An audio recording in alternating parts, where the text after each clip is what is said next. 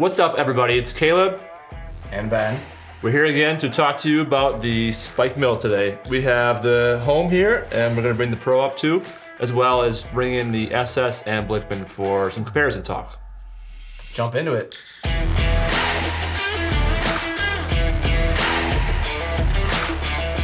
Okay, so first up, we got the Ss Brewtech. We're going to start with the pros. We're going to start positive. There's two things that I personally like that we use on the Spike as well.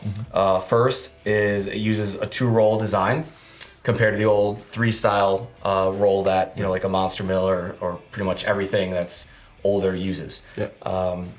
If you look at the companies like us or Blichmann or Ss that are actually putting R&D dollars into designing, developing mills, we're all using 2-roll mills. Right. And there's a reason for that. We, when we talked to breweries during our development, trying to get a really good crush, we found that the 3-roll mill, just kind of pulverizes the grain too much. It over mills it.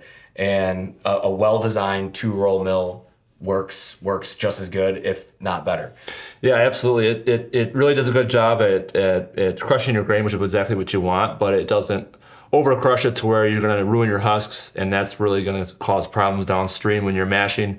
You're going to have stuck mashes, all sorts of problems. So I think they do a really good job and take advantage of that. And the other thing is, a lot of the cheaper, we'll call them older mills are sort of knurled, or they have some sort of knurl variation on their rollers. This is flutes, which is sort of an inverted knurl, if you will. That really helps to actually capture the grain, crush the grain, but not tear it apart and pulverize it like making flour. We don't want that in the brewing process. Yeah, and I think the other thing too that I was going to mention was the shearing action that this has. So this has offset driven rollers. So they get that by a smaller roll and a bigger roll. So that kind of shears away the husk rather than pulverizes it. We use that on our mill too, a different way. We do it a different way. We'll talk about that. But yeah, that's again, if you look at the companies that are investing in R&D, you'll see they're doing it completely different than the old school things that were designed 50 years ago. Another thing, I'll give props where props are due. It looks good. Yeah, absolutely. This came out a few years back. They obviously had an industrial designer design it. It looks great. Us engineers didn't just draw it up on CAD. So, props to them on that. I know you were talking about the hopper size before. Decent size for a home brewer. I don't know offhand. I think it was like 20 pounds, which is, a good size. I think it's perfect kind of in between for a pro. You can fit, a half bag in there-ish. And also the home brewer can fit maybe their whole batch in there at the same time. So I think it's a good size. Yeah. So I think that covers all the pros that we had jotted down. It's a solid mill. It's been out there for a few years now. A lot of people have used it. But again, we have one. We've tested it for a long time before developing ours. There's definitely some cons. We'll get into that in a second that we, learned from and improved upon in the Spike Home and Pro. I've had a lot of time on this thing and really put a lot of effort into dissecting it and figuring out what the good things and bad things are. And I'm going to tell you a few things that we intentionally tried not to do on our mill. So the first thing is this giant power supply. This thing was the bane of my existence when I was testing because it is clumsy and it weighs a lot. You need to find a spot for it. It's almost as big as the mill. And the worst part, in my opinion, is this plug. This plug it plugs into the back of the mill, no big deal, but it comes out every time you use the mill. If you touch it, if a wind gust comes, it's gonna fall out. Like, not fun. So that was one big thing that I noticed that I really didn't like, and I really tried to improve on when I was designing this mill. The next biggest thing for me is the rollers. The rollers are made of stainless steel. Great product for the brewing industry, food industry all together, but they will break down. We have hardened steel rollers, standard on both of our products. They're gonna last a lifetime, maybe more than a lifetime. So. Yeah, I mean, a couple things that I didn't really like. We had the adjustment, so it moves up and down, pretty easily. But the problem is it doesn't have any call out for what it is. It has 0, -1, -2. I don't know what that means. And also, there's a pretty good distance between where you can kind of like lock it in at. So, I mean, really, you either have to write down what the gap setting is, or you have to memorize it, or look to a chart. Yeah. And the other thing is with tolerance stack ups, I guarantee you 0 on this compared to another mill isn't the same. Right. So you're still taking like a feeler gauge and figuring out where you want to be. And it's not optimal. We'll talk about our mill, which has the kind of infinitely adjustable dial, which, all the credit goes to you to designing that. It's kind of a no-brainer, but the reason it hasn't been developed is it took you, a year to develop, but it's way more intuitive. A couple other things, this is belt driven.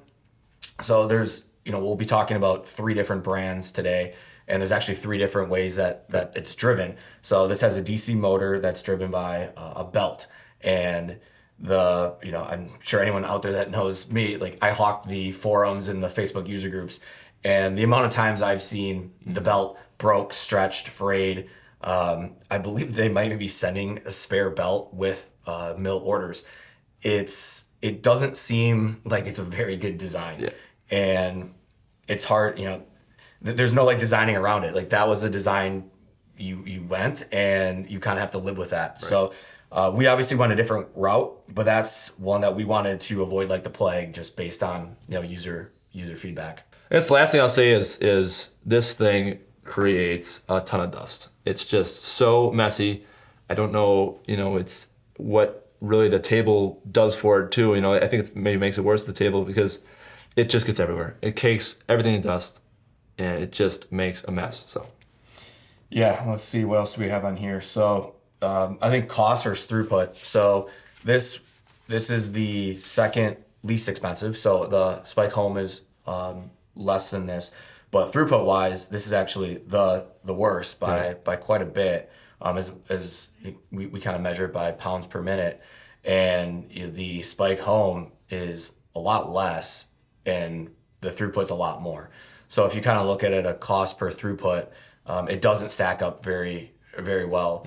I know we talked about the hopper size as far as a pro before. It's good size for a home brewer. Right. But if you want to do, use it for a pro, which they advertise can be used as, pro or a small nano brewery, you're not gonna be able to fit a full 55-pound bag in here. So then you're going halfway and then, hitting stop. It's kind of a goofy setup. Yeah. If you're doing 2, 3, 4, 5, 7 barrel system, you're gonna come back every 5 minutes and have to load it again. It just takes away from your brew day. It reduces the time you have to actually brew and do what you want to do, and just kind of babysitting. And time's money.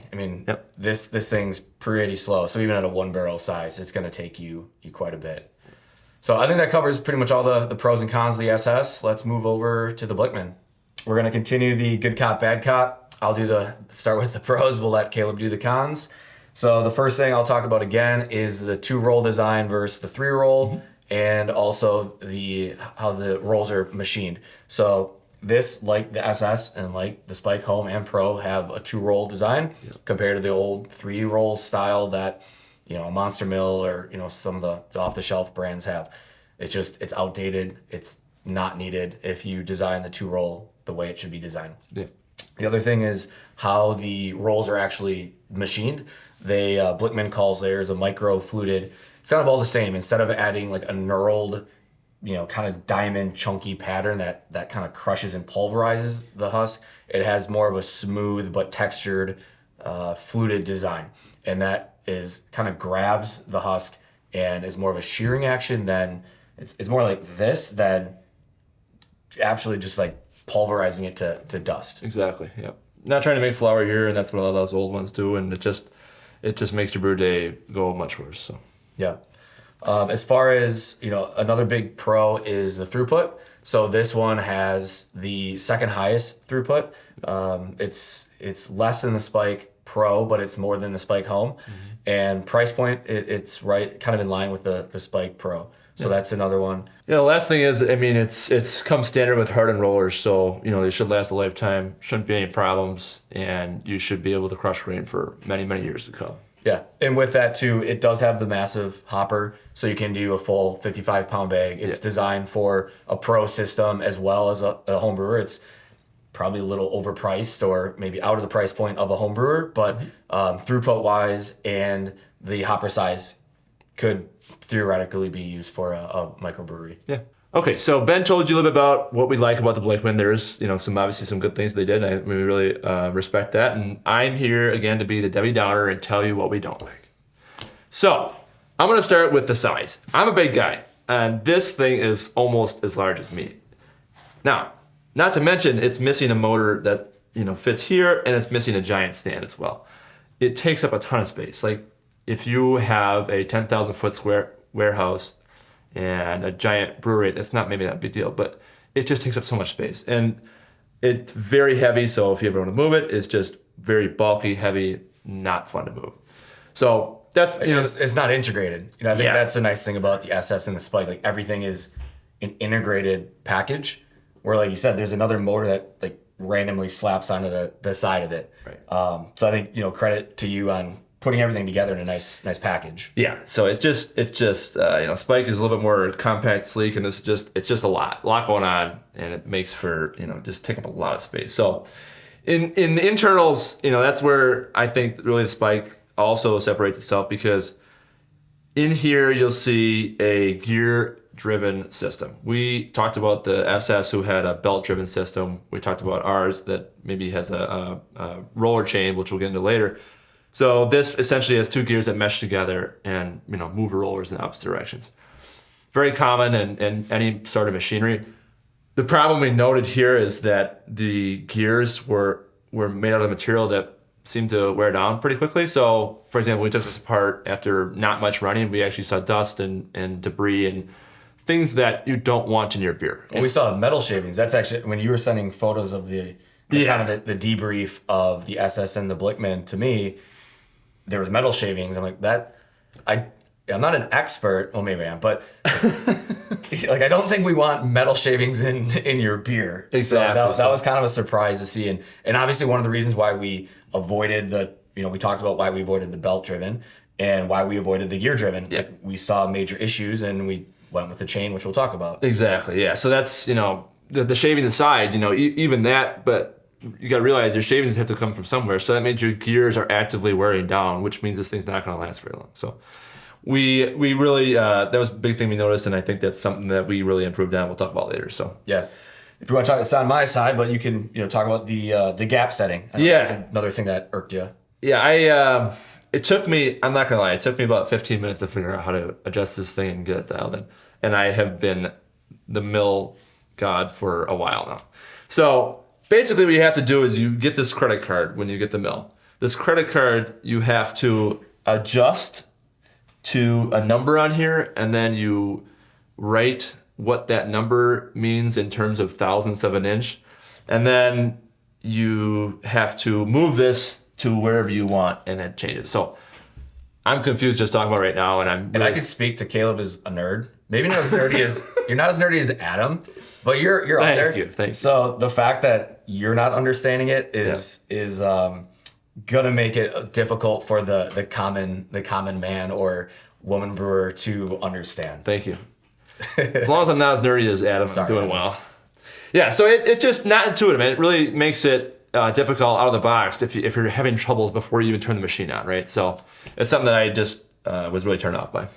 Yeah, so I'll touch on the cost and the size was maybe more from the market side. So cost wise, it's the most expensive, or it's kind of tied with the Spike Pro, but the throughput is not the same. I think the Spike Pro is like 50% more throughput than the Blichmann. So again, I said it before, but time is money on the pro side, and every minute it takes to mill some grain, especially if you're doing a 3, 4, 5 barrel system and you're doing hundreds and hundreds of pounds. Like you don't want to be sitting next to your mill for 30 minutes, 45 minutes milling it. So while the hopper size is great, if you're on the pro side, it might not be the best option because it's not going to be as quick.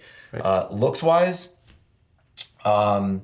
it's not very pretty. So for the people out there that are looking for something that looks as good as it works, I personally wouldn't pick this as my first choice, especially with the random motor bolted on the side. But that's maybe more subjective than objective. True. And the other thing is the weight. So actually, Taylor, we have our head of marketing and producer for the day. I actually was surprised lifting this up here how heavy it was, and we're gonna have a demonstration. She has not lifted this yet, and we're telling her that she can't lift it. So this is what I have to lift? Yep. It has been dramatic. It's very heavy. It's kind of heavy. This is not. Good job. It's pretty heavy. So, heavy's good. It means you're getting your money's worth, I guess. But also just, I guess in comparison to the Spike Pro, we cast our rollers and we design things differently. So you take some weight out, some unnecessary weight. Yeah. And the extra weight means the motor has more mass to spin, which can wear out your motor. It doesn't need to weigh, the thing probably weighs 30 pounds easily. It doesn't need to weigh that much. So we mitigate that with the Spike Pro on how we designed it, or honestly how you designed it. Yeah. And it just kind of these little things, but they stack up. And exactly. Especially with, how many, this, we calculated what you're doing, like 20,000 pounds a year on the Pro side. So this thing's pumping out a lot of grain. That motor's spinning a lot. If you want to get years and years and years of use out of it, you kind of have to design optimally. And for sure, this might not be optimally designed. Okay, last but not least, this thing is dusty. I mean, we're coming out of testing and maybe a couple hours, maybe a full day of testing, and I am caked. There is no way that you are gonna come out clean from a 1 barrel batch or any barrel batch with milling this thing. Okay, so I might be a little bit biased because this has been my pride and joy for the last little over a year, and put a lot of time and effort into it. But we really thought that we took all of your feedback. We did a lot of surveys, customer interactions, and tried to really get the voice of the customer and really design everything you wanted into this thing. So now there is a couple things that I will bring up that are potential things that you should look for when you're looking at a mill. The first thing is the hopper size. So we tailored our hopper size to a home brewer and a pro brewer. And that means that there's not interchangeable. If you are a home brewer who wants to have a big hopper like this, it's not interchangeable. You can't swap one out for another. And the other side, the other thing is the size of it is if you're kind of a home brewer that does, maybe you're a bigger size home brewer, do 20 gallon batches, right? You're probably going to fill it up a couple times to get through your whole grain bill, right? But so it holds 20. Yeah, it's about 20 pounds. It's made to basically fill up a 5 gallon bucket without overflowing. Yeah. And that's what we find is the optimal number. There's people that do higher, lower, but that's the optimal. Which could be a pro that we specifically designed it where you can't put more grain in here than a 5 gallon bucket can hold. But we do know some people, and which is good for a 10 gallon batch, but some people might want to do a 15 or larger. But yeah, to your point, we did a ton of market research, sent a lot of surveys, and obviously did our own research by buying the SS. We had a monster mill, the Blichmann, and we, I can't even say we, like Caleb crammed in everything y'all wanted into these packages, and we were trying to come up with a list of cons objectively, and they're just, there really aren't that many because we were able to design, from the ground up the mill, and it has everything that everyone wanted. We're gonna go pros next. Mm-hmm. We're gonna flip it up. We're gonna do cons and pros. So I think the biggest one to me, and I think really probably the biggest challenge, but also for sure, the most important was the gap setting. We talked about the SS has kind of a weird thing. You have to use a feeler gauge, cross-reference. The Blichmann, I'm still not understanding. There's a credit card involved. There's something, who knows. But like this, if you want, it goes from 0 to 80 thou. Yeah. And if you want, let's say 030, you twist the knob until it reads 030, and that's your gap. Yeah. Crazy concept, right? It seems easy, but I know you spent months and months and months and months to get that perfected. Yeah, a lot went into this, and it was very important from the start to do this way because we feel like milling should be a very simple process. It's the start of your brew day. If it frustrates you to mill and change your gap, like your whole day might be ruined, right? So this should be simple, easy, and intuitive for anybody to do. So it was a challenge, a fun challenge to try to figure out how to do it, and I think we really hit it on the head, and I think it's going to be a really good point for anybody who wants to buy it. And I think to add to that too, like I mentioned, I'm a forum hawk and listen to the customers a lot.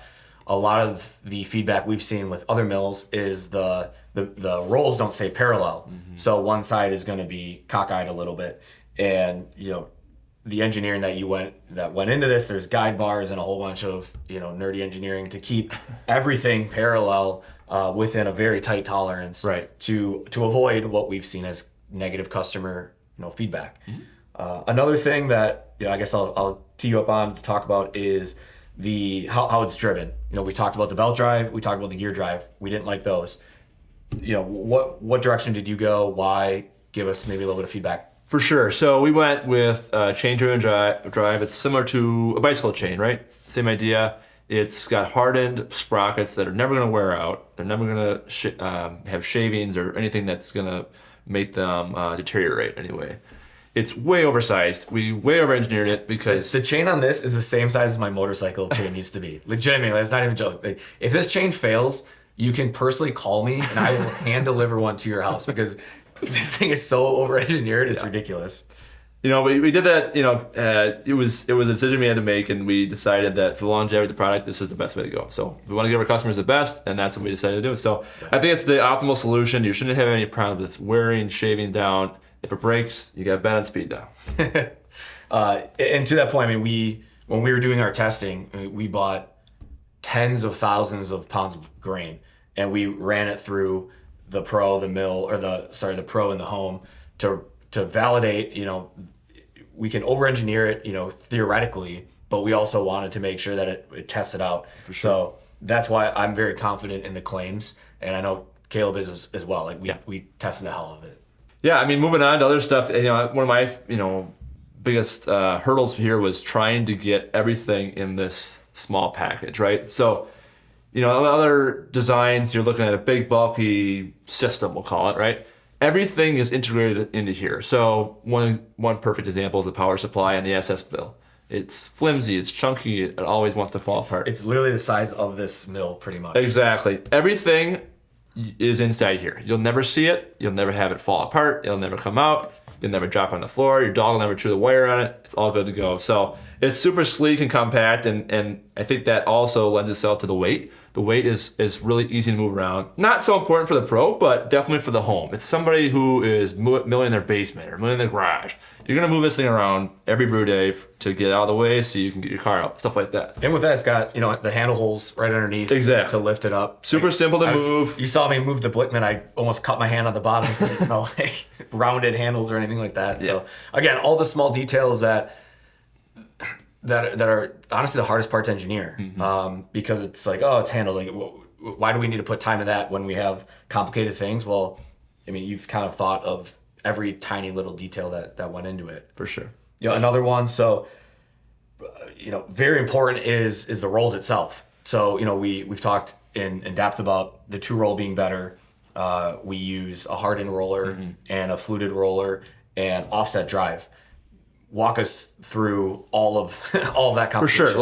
Let's start. This is my favorite part. I'll get way too in depth with this, so bear with me. So let's start with the design of the rolls themselves.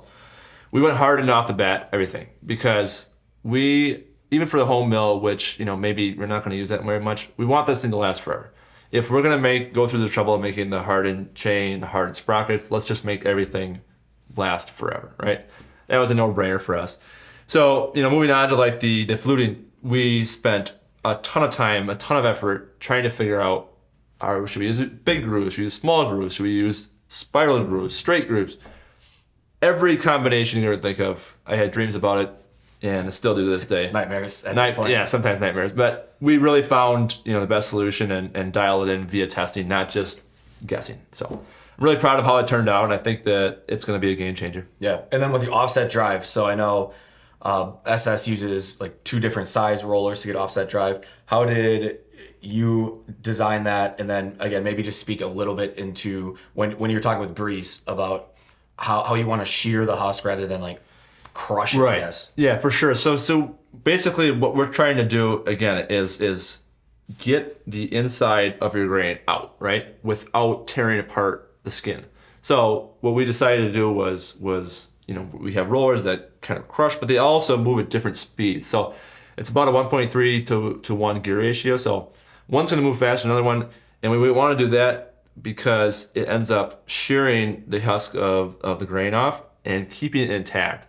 And that's really important because otherwise you have things like, stuck mashes and you have impacts on your efficiency. You won't have much consistency in your brewing. And I think that was a really simple, intuitive way to accomplish this goal. Yeah, and I know, you met with Breeze quite a bit, and that skin, as you called it, is really what helps kind of set the mash and prevents you from getting stuck mash. I know a lot of people add like rice hulls, which if you mill your grain correctly, there's no need to have it. Your rice hulls are the skin that weren't like pulverized, into flour. Exactly. And if you are making flour, you're gonna have a higher chance of creating stuck mash. So I think a lot of people out there that have stuck mash issues, and they're like, if they do like all these things, like you read, like I precondition and then I add rice hulls and I do this and this, it's like you're just milling it. You have a bad mill. Just stop milling it poorly. For sure. So that was really interesting to learn about, and obviously you were way more in depth with that than I was, but super, super interesting. So one of the biggest things that we heard from everybody we talked to is dust is bad. Dust is dangerous. It's messy. It's just not fun to, start your brew day all full of dust and dirt and have to clean up later. Well, especially if you're doing like your kitchen or somewhere where it's maybe not a dedicated brewing space. And that's something that we really took to heart and we took seriously and really tried to figure out a good solution for it. So a couple things that we came up with. One, in every mill, every spike mill becomes this funnel that's on the bottom. The funnel, what it really does is it captures the crushed grain and brings it into a nice tiny stream. So what you do is you have a tiny stream. Okay, it's still gonna kind of billow out like you would if think about a mushroom cloud, right? It's gonna go up and out. But if you have a tiny stream, by the time it hits your bucket, there's not really much for it to go. In other mills, you have this giant hole that's the grist is coming out of. So it's already way out here. It's already probably past your bucket or your whatever you're using to catch your grain. It's gonna go all over the floor, all over everything else, all over your car. Your wife's gonna be mad. It's just not good. Okay? So that's one way we did it, and it's standard with every mill, and it's going to be really nice. It it's just really simple. Clips into the bottom. You can take it out if you want to clean your mill. Take it out, put it back in. Really simple and easy to use. Should be a good solution for you. And then, if you want to take it one step further, especially for the home brewers, we did design a bucket adapter that goes onto a 5-gallon bucket or a 6.5-gallon bucket. We had way too many buckets here we tested with, and it fits them all. So Yeti bucket, if you want to buy a $300 Yeti bucket to mill grain in. So it works with all of them, and it really creates a dust tight seal. So there's nowhere for it to go. Even if you don't have the funnel in there, it still should be fine and still shouldn't have any problems with dust. So yeah. And then the last thing is a table. So especially for the Pro, which doesn't really lend itself to a bucket adapter, we designed a table so that you can fit a tub or a 5-gallon bucket underneath with not much room to spare. And the point of that is so that there's nowhere for dust to go, right? We've also included a grain chute with each one. What that does is just tries to get that grain way down in your bucket before it has the ability to escape. So all these things kind of come together to create the best solution, in our opinion, in the industry for dust mitigation. Yeah, and those tables are made, they look good. They're made from stainless steel. We have caster options. Yeah. Everything that you would want. They're beefy. They're going to hold up. So I think that was another nice little cherry on top of the design. A couple other things. So as far as we talked about cost throughput before. So the Spike Home is going to be the least expensive option on the market, and it has the second lowest throughput. So I think it's actually cheaper by a good margin, and I think we got how do you make a quality product for less? We invested a ton into tooling. So we're talking $100,000 in tooling to make the extrusion and plastic injection molding and die cast and all this other stuff.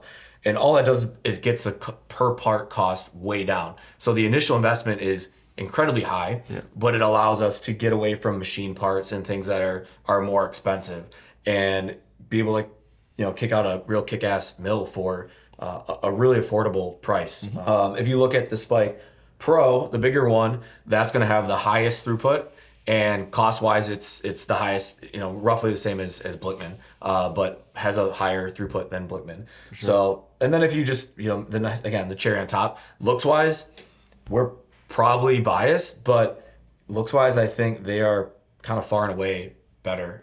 Taylor, our head of marketing, thinks they're cute. I think they look manly, but you can go whatever direction you want. Either way, I think they look good. They don't look like an engineer designed them, which is what we're trying to avoid. So we're almost done. We talked about a lot of pros, but you crammed in a lot of features into this.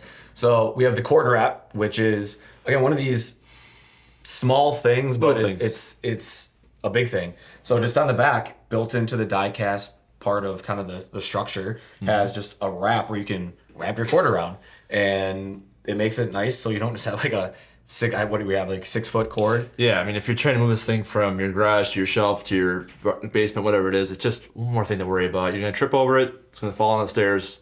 Bad day. Keeps it nice and tidy. And weight wise, we talked about the Blichmann being pretty heavy. Yeah. We took that into account, especially on the home. We know it's going to be moved around for a lot of people. It's going to be pulled out on a weekend and then put back somewhere. So we'll call Taylor back and we'll do another lifting example. And you guys, my arms kind of hurt from that laugh. Let me properly reach for the custom handles on the bottom.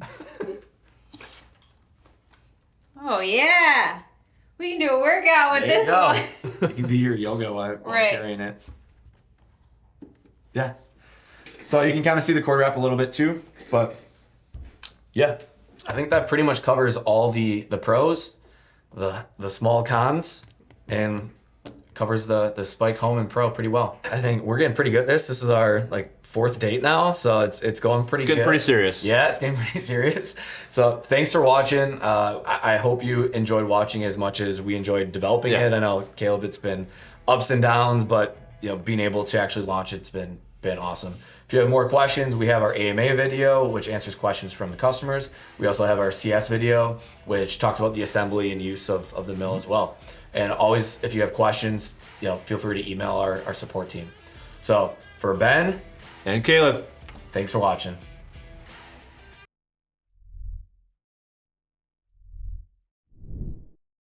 How heavy is the home? Not too bad. Like 20, 24, 25. Oh, Jesus. Blooper reel. I'm gonna. Yeah. He's sweaty. That was. Wow. I saw my life flash Yeah. before my eyes.